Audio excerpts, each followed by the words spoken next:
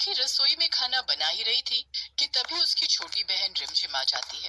राखी से ज्यादा रिमझिम का स्वभाव मेल जोल और प्यार वाला था, इसलिए राखी की सास रिमझिम को बहुत पसंद करती थी और उसके आते ही उसकी तारीफों के पुल बांधने लगती थी। नमस्ते आंटी जी, आप कहोगे आज फिर आ गई। सासू माँ की दवाई लानी थी, सोचा रास्ते में राखी दीदी और आपसे मिलती हुई चली जाऊं। तो अच्छा किया ना बिटिया, तुमसे तो वैसे ही मिलकर बहुत अच्छा लगता है। तुम आती हो तो मानो ऐसा लगता है घर में कोई रौनक आ गई। ये बोतल में क्या है बिटिया? ये आंटी जी नया शैम्पू है, मेडिकल वाला बोल रहा था मार्केट में नया आया है। इससे बाल और भी ज्यादा घने और लंबे हो जाते हैं।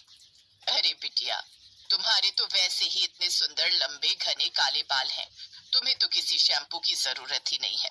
वैसे ही तुम इतनी सुंदर बालों वाली हो, पर बदकिस्मत तो हमारी बहू राखी है।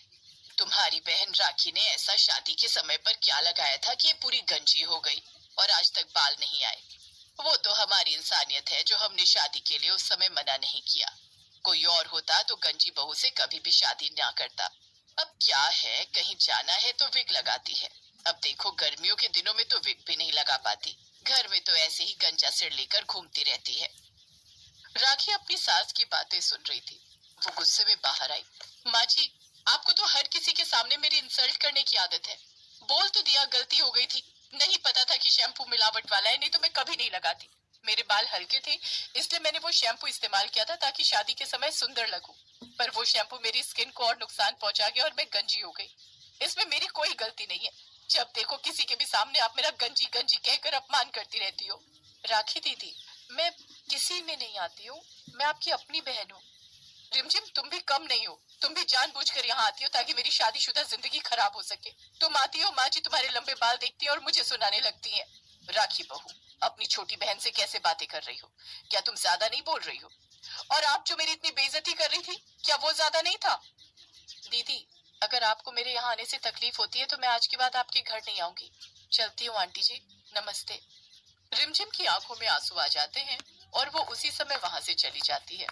अगले कुछ दिनों तक रिमझिम राखी के घर नहीं आती। कुछ दिनों बाद रिमझिम के घर सत्यनारायण की पूजा थी। रिमझिम ने राखी और उसके ससुराल वालों को भी पूजा में बुलावा दिया। नमस्ते दीदी, कैसे हो? नमस्ते आंटी जी, कैसी हो रिमझिम? तुमने तो आना ही बंद कर दिया। मैंने उस दिन तुम्हें गुस्से में भला क्या कुछ कह दिया, तुमने तो मुंह ही मोड़ लिया। हाँ बिटिया, बहनों में तो तू मैं होती ही रहती है, ऐसे मुंह थोड़ी मोड़ लेते हैं। अच्छा हुआ तुम आई। और कैसी हो? मैं ठीक हूँ। वो घर में सत्यनारायण भगवान की पूजा रख रही थी, कल सुबह आप सबको मेरे घर आना है। अरे हम जरूर आएंगे, इसी बहाने सत्यनारायण भगवान की पूजा में बैठकर हमें भी पुण्य प्राप्ति हो जाएगी। और फिर कुछ देर बाद रिमझिम चली जाती है। अगले दिन राखी अपनी सास के साथ रिमझिम के घर सत्यनारायण भगवान की कथा के लिए पहुंचती है। वहां पर आए हुए मेहमान राखी का मजाक बनाने लगते हैं। देखो तो, एक बहन के इतने सुंदर बाल हैं और एक बहन बिल्कुल गंजी है। पता नहीं इसकी शादी कैसे हुई, कितनी बुरी लग रही है गंजी बहन। हाँ देखो तो गंजी बहू। रिमझिम का ध्यान पूजा में था, उसने औरतों की बातों पर ध्यान नहीं दिया।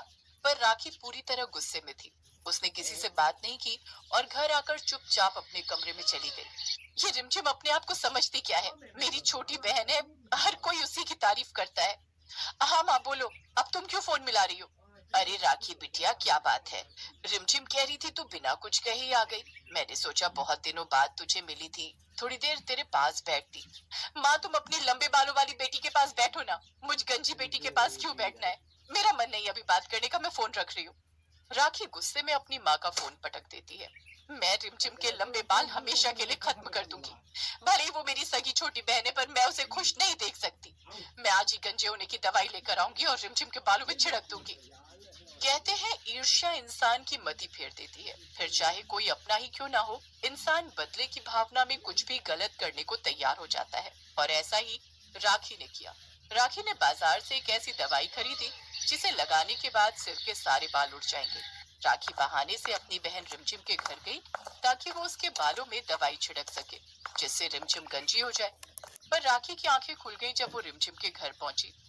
अरे राखी दीदी, आप? अच्छा हुआ आप आ गए, मैं आपको ही फोन करने वाली थी। मुझे आपसे बहुत जरूरी काम था। ये है डॉक्टर रितु, ये एक बहुत बड़ी सर्जन है जो हेयर ट्रांसप्लांट करती है। डॉक्टर, ये मेरी बहन राखी, जिनके बारे में मैंने आपसे बात की थी। डॉक्टर राखी से बात करती है। राखी कुछ देर तक डॉक्टर को सुनती रही। उसने सारी बातों को समझा। आप सच कह रहे हो डॉक्टर?